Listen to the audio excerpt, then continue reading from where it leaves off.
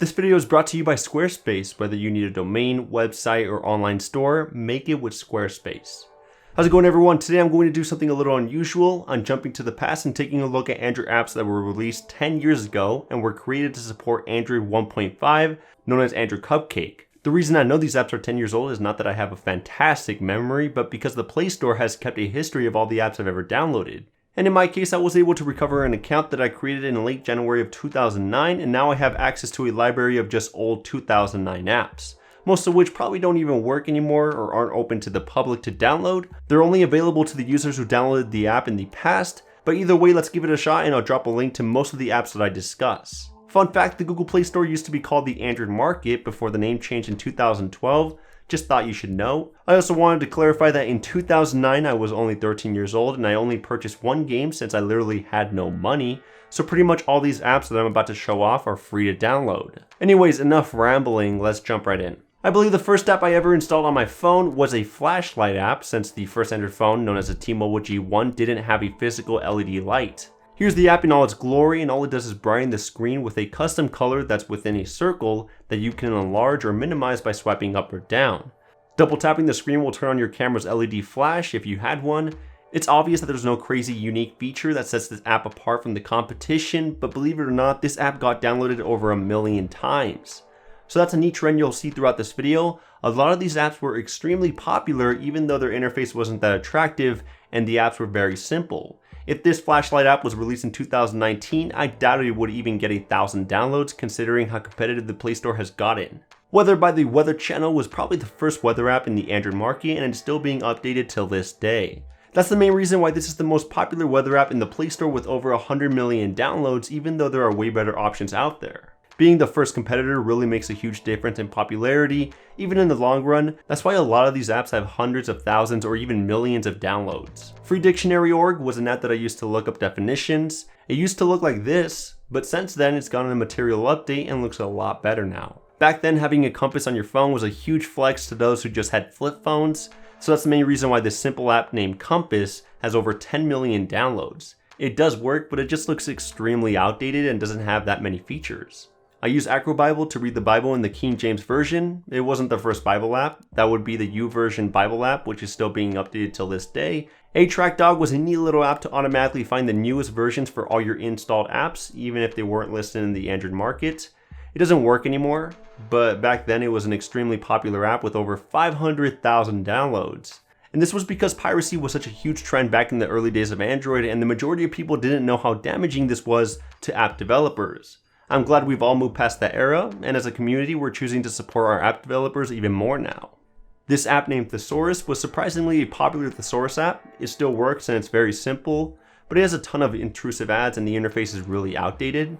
I love how upfront they are about sharing your information with their social media, advertisers, and analytical partners like it's no big deal.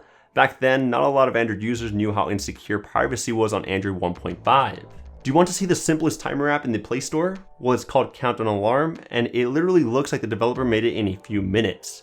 It has no ads, which is a plus, but why does it say in this Play Store listing that this app was updated in 1969? I guess the developers had the option to manually change the date that their app got updated. That's pretty funny. Chomp SMS was also one of the OGs. I'm sure a lot of you are familiar with Chomp SMS since the developer is still actively updating the app. In 2009, it was a way better alternative to the default messaging app that came with the G1. Another extremely simple app that has over 5 million downloads is Voice Recorder. And guess what? It records your voice and you can listen to the recording afterward. Revolutionary stuff here. Noble Fart is just a soundboard app that just plays fart noises and has a timer so you can prank your friends. 100,000 downloads. Papi Jump, most likely the first jumping platformer game even before Doodle Jump. Surprisingly, it has no problem running on my Galaxy S10. Granted, the screen's a little small, but that's expected. You're not interested in Papi Jump? No problem, Papi Catch is way better. You just try to eat more burgers and avoid spiky bombs by sliding your finger across the bottom of the screen. If you don't eat burgers, you'll eventually lose. Not interested in that either? How about Papi Pole? Or maybe Papi River? Tough crowd, huh? Okay, you gotta love Papi Missile. No? Yeah, well, those were some of the most popular games back in 2009. Before I move on to even more beautiful old apps, I wanted to give a quick shout out to Squarespace for sponsoring this video. For those of you who want to build a website but have no programming, design, or technical skills, there's no need to worry. You can make it with Squarespace. They strive in helping you build a beautiful, modern looking web page in a very simple manner. They have tons of templates to choose from, whether you're trying to build something professional for your business, an online store to manage your products, orders, and inventory, or create something simple and fun for your side hustle.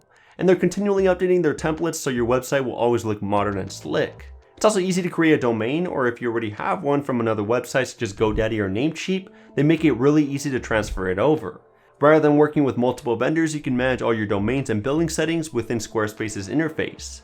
To top it all off, they don't make you install anything, they have award-winning 24/7 customer support, and if you visit my custom link in the description and use my coupon code HowToMen, you'll get a 10% discount on your first website or domain order.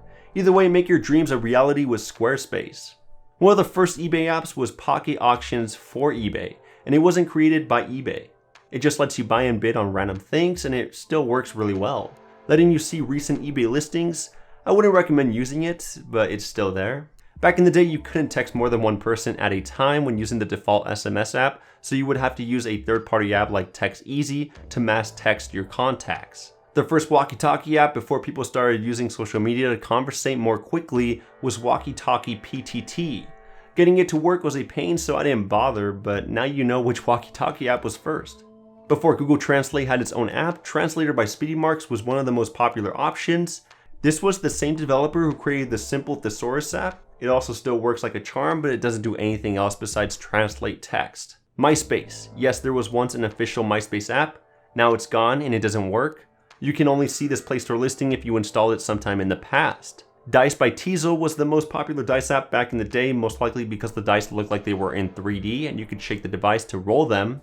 By the way, notice how all these apps have a really simple name like Dice, Thesaurus, Voice Recorder, Weather, Flashlight, etc. Back then there wasn't too much competition in the Android market, so creating a unique app name wasn't always necessary. Now that's obviously changed, but it's still a pretty interesting pattern. You want to see the best racing game ever to be released on Android? Forget Asphalt 9 or Real Racing 3, it's all about ZeptoRacer. These graphics are next level stuff and the controls are amazing. It doesn't even matter that you can't tell who's winning the race. The beautiful sound of whatever that is makes up for that. I'm a ZeptoRacer for life, believe that. I'm obviously joking for those who didn't get it. So other popular games back in the day included the first Labyrinth game, which surprisingly has some amazing graphics when compared to other games created in 2009. Forever Fall, which doesn't work. Bonsai Blast by Glue. One of the first air hockey games. Flood It, where you need to fill up the grid with the same color.